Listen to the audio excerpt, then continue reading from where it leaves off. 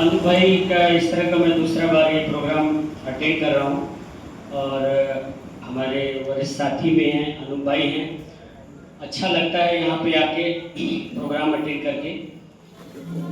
और हमारे गार्जियन स्वरूप वल्लभ जी हैं, दीदी हैं, शहबादुल भाई हैं, सबको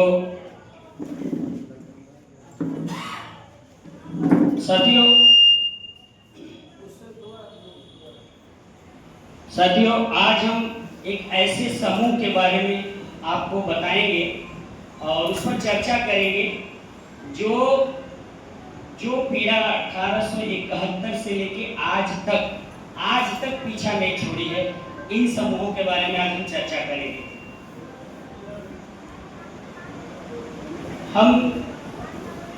जब हमने इस फील्ड में शुरुआत किया, आपको बताएं 2005 में, शायद वल्लभ भैया जानते हैं, क्राई के शुभेंदु भट्टाचार्य थे।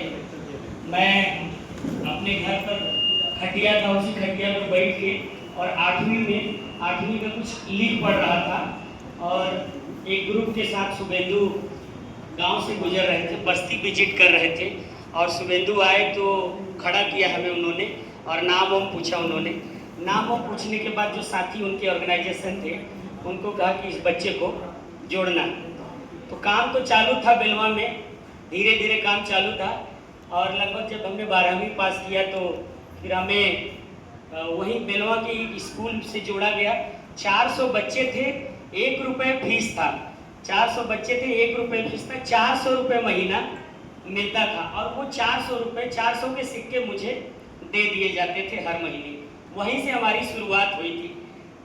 शुभेंदु जी को मैं इसलिए याद करता हूँ क्योंकि वो बंदा ही हमें इस फील्ड में लाया। उसकी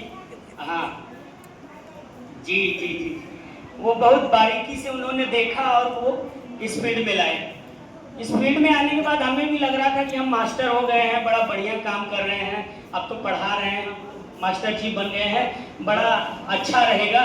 माँ बाप को भी बड़ा अच्छा लगा कि अरे तो टीचर बन गया है, बड़ा अच्छी बात है।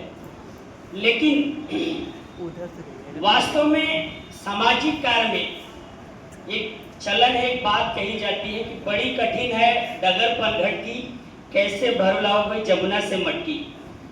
अगर आप वास्तविक सामाजिक काम करने जा रहे हैं, देखिए दिखावा या पेपरबाजी का काम अगर करते हैं तो बहुत आसान है। आप बहुत बड़े पुरोधा कार्यकर्ता हैं, बहुत सारे प्रोजेक्ट आपके पास है, बहुत कुछ है, पूरी लंबी चौड़ी टीम है, आप काम कर ले जाएंगे। लेकिन वास्तविक काम अगर आप करेंगे, भले आपको वक्त लगेगा, काफी समय भी लगेगा, लेकिन बदलाव भी दिखेगा।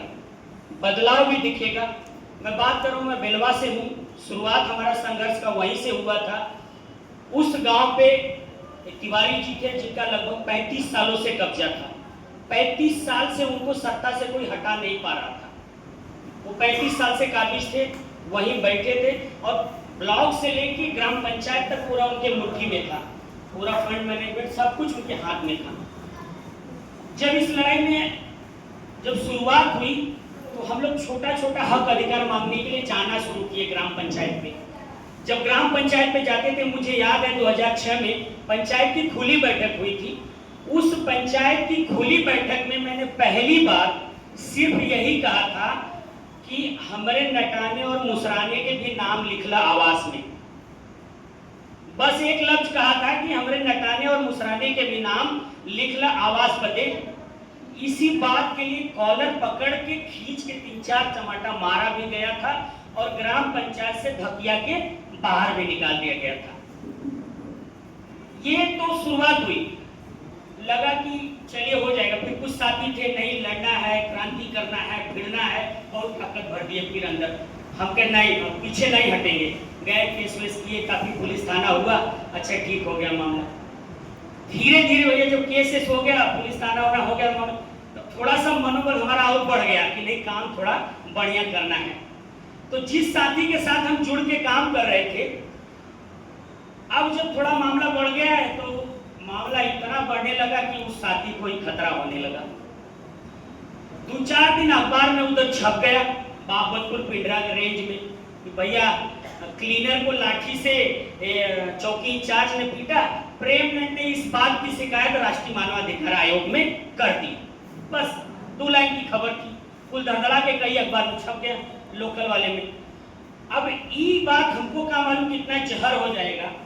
इसी बनारस के अंदर सिर्फ इसी बात के लिए जिनसे हम सीख रहे थे, उम्मीद कर रहे थे कि इनकी छत्र छाया में हम सीख रहे हैं, हम कार्यकर्ता बनेंगे, आगे चल के हम संघर्ष करेंगे, अपने लोगों की लड़ाई लड़ेंगे, वही बंदा कॉलर पकड़ के खींच के थप्पड़ मारता है, खींच के थप्पड़ मारता है।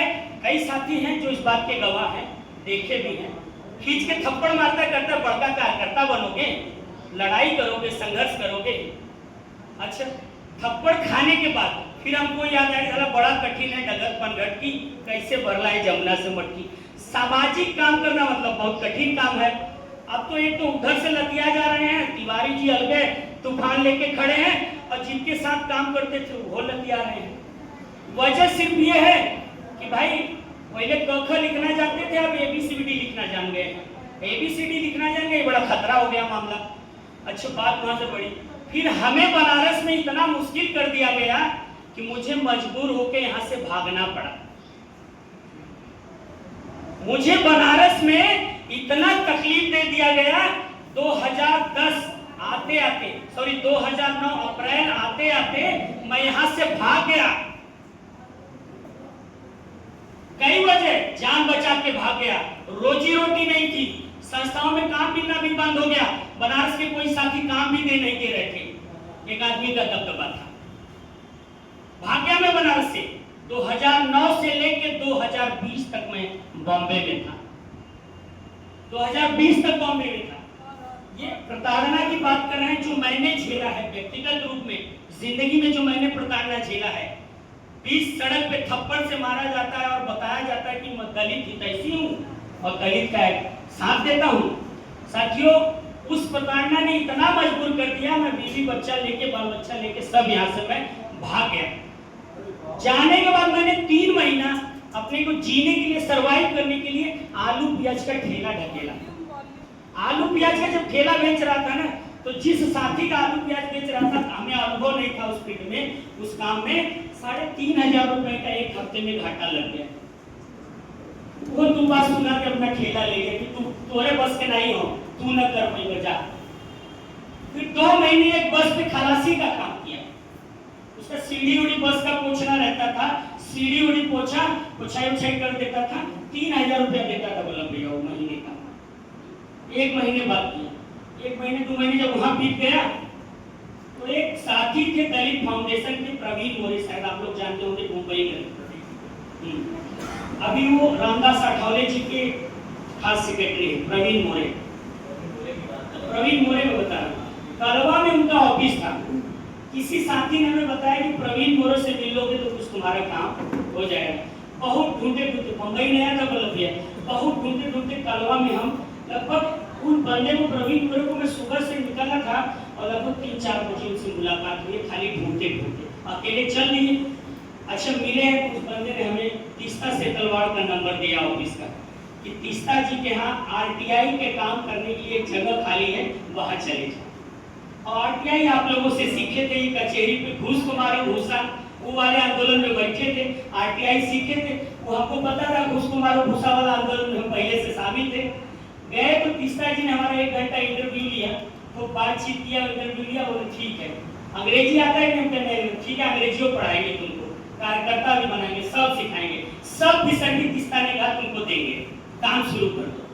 तीस्ता ने धीरे धीरे 6 महीने बाद मुझे महाराष्ट्र का स्टेट कोऑर्डिनेटर बनाया और मुझे भारत के जितने हिंदी राज्य थे, सब हिंदी राज्यों में सभी जेलों में स्पेशल खाली जेल की RTI लगाने के लिए किया। और हमने लगभग 3 सालों में 3-4 पेटी डेटा इकट्ठा किया जेल में भी, और वो हमने काम तीस्ता जी किया। सिर्फ जेल का डाटा, कितने कैदी, कितने अंडर ट्रायल, कितने सजा याफ्ता, कब गिरफ्तारी हुई, मुकदमा नंबर, फाइल, सब पूरा एक डिटेल, उस पर उनका बहुत सघन काम चल रहा था उस समय तीस्ता जी का। उनके पास भी थे। एक दौर है कि वहाँ भी 30-40 लोग भड़बड़ा के घुस जाते हैं उनके बंगले में, नीलाम में, और सारा कंप्यूटर अचानक ले लेते हैं, हैक कर लेते हैं, किसी को जाने नहीं देते, मोबाइल लैपटॉप सब रखवा लेते हैं, पता चला CBI वाले। वहाँ से मतलब फिर एक दौर खराब हुआ कि हम भी बदल गया वहां से और वापस बॉम्बे से छोड़ के यहाँ आ गया। यहाँ आने के बाद साथियों हमने काम शुरू किया, कोई मदद नहीं था, कोई सपोर्ट नहीं था, साथी थे, बातचीत होती थी।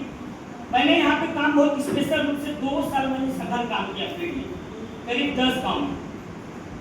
तब जाके हमें पता चला कि आज भी जो 1871 का पीड़ा है वो पीड़ा आज भी है। मैं किस पीड़ा की बात कर रहा हूँ?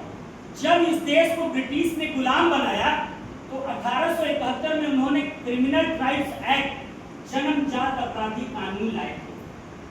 ये कानून में जो एडवोकेट साथी हैं वो लिस्ट निकाल लेंगे, गवर्नमेंट ऑफ इंडिया के 1931 में एक लिस्टेड है कि किन किन जातियों को ब्रिटिश सरकार ने इस कानून के दायरे में रखा था। आई थिंक 193 कबीलों को और इन्हीं जातियों को उन्होंने रखा था, जिसमें मैंने पढ़ा है नट और मुसहर को भी इसमें रखा गया क्रिमिनल ट्राइब्स एक्ट में। ये इतना खतरनाक कानून था कि इस कानून में पेट में पलने वाला बच्चा भी इस कानून के दायरे में आता था। बर्थ क्रिमिनल, जन्मजात अपराधी, पेट में पलने वाला बच्चा भी इस कानून के दायरे में था। और जिन कबीलों को नोटिफाई किया गया था, बाद में जिनको डिनोटिफाई किया गया, उन कबीले के लोगों को अपने घरों से मार्केट में जाने के लिए पहले थाने में हाजिरी लगाना पड़ता था। ये थाने में हाजिरी लगाएंगे, उसके बाद ये गांव के बाहर जाएंगे। और तो और सुनिए, महिलाओं के लिए जो परिवार या जो जाति इस क्रिमिनल ट्राइब्स एक्ट के अंदर है, उनके घर की महिलाओं की कोई शिकायत, कोई कंप्लेन नहीं दर्ज की जाएगी। अब सोचिए, उनके घर की महिलाओं की रेप और बलात्कार की जैसी जघन्य घटना होगी, कोई कंप्लेन नहीं लिखी जाती, क्योंकि ये क्रिमिनल ट्राइब्स एक्ट कहता था कि जो इसमें विरुद्ध है उसके घर की महिलाओं को पे कंप्लेन नहीं लिखा जाएगा। इतनी बड़ी पीड़ा। आप सोचिए कि मैं एक जन्मजात अपराधी हूँ और हमारे घर की औरतों का रेप बलात्कार होता है, उनके कहीं सुनवाई नहीं होगा। देश आजाद हुआ सर तो बहुत काफी पीड़ादायक है। आपने सुल्ताना डाकू पिक्चर देखा होगा, लेकिन सुल्ताना डाकू नहीं कहेंगे, सुल्ताना बागी कहेंगे, जिन्होंने धातु समाज के थे, वो मुरादाबाद के। इस कानून के लिए उन्होंने काफी संघर्ष किया और अपने कबीले को बचाने के लिए सुल्ताना ने बहुत संघर्ष किया है। कई अंग्रेजों को उन्होंने गुरिल्लावार से काफी मारा भी है।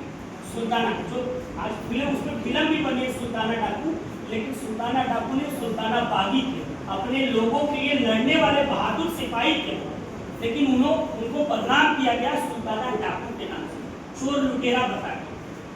साथियों, ये कानून चला आ रहा था 47 में आजादी मिली हम लोगों को। थोड़ा ये लंबा है, मैं संक्षेप कर दे रहा हूँ इसको।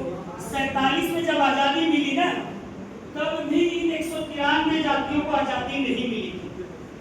राजस्थान में नेहरू जी जब गए, एक भाषण उनका चालू था, उसमें ये बात आई कि हम लोग अभी भी कुछ हम लोगों से छूट रहा है।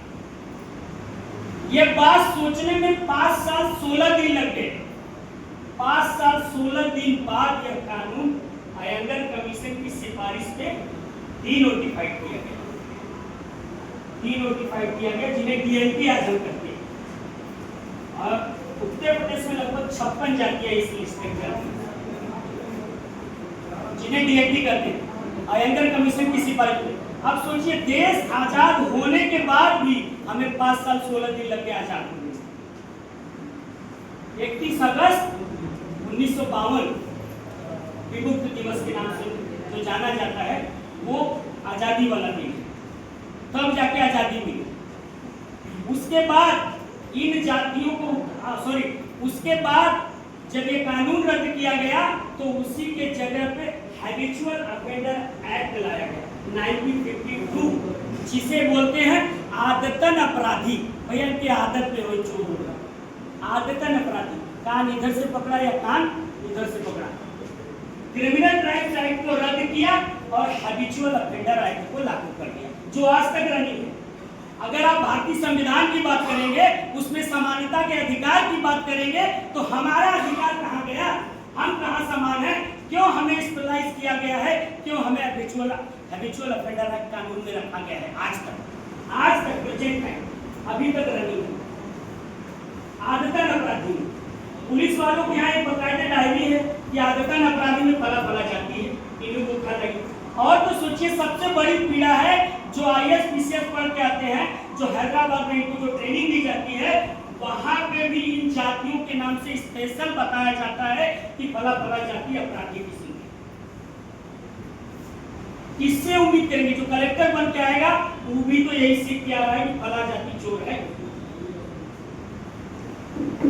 इसके बाद इस चीज को बदलने के लिए तमाम आयोग बने, काका कालकर कमेटी बनी, अयंगर कमेटी बनी, मंडल कमीशन भी आया, रेंटे कमीशन आया, इदाते कमीशन आया। सारे कमीशन ने सिफारिश की, लेकिन दुर्भाग्य सभी कमीशन की सिफारिश आज तक धूल खा रही है और इन जातियों के लिए इन कमीशन की कोई सिफारिश लागू नहीं। अभी 2018 में इदाते ने अपनी रिपोर्ट लगाई, अगर उस रिपोर्ट को लागू कर दिया जाए तो इन जातियों में काफी बदलाव आ जाएगा, विकास की लहर दौड़ जाएगी। लेकिन इदाते कमीशन की रिपोर्ट को आज तक लागू नहीं किया गया, अभी तक लागू नहीं किया गया। साथियों, बहुत लंबा इतिहास है, फिर कभी इस पे चर्चा करेंगे। और ये बस कहने का यही है कि जब हम स्वतंत्र हैं, जब हम आजाद हैं, जब हम भारतीय संविधान के कानून के दायरे में हैं, तो हमें स्पेशल किसी कानून के अंदर में मत रखिए, क्योंकि सिर्फ प्रेमगढ़ नहीं, पूरी की पूरी कौम इस प्रताड़ना में है, पूरा हमारा मुसहर समाज इस प्रताड़ना में है, पूरा हमारा नर समाज आदतन अपराधी के बेड़ियों से आज भी जकड़ा हुआ है। हम आजादी चाहते हैं इस कानून से।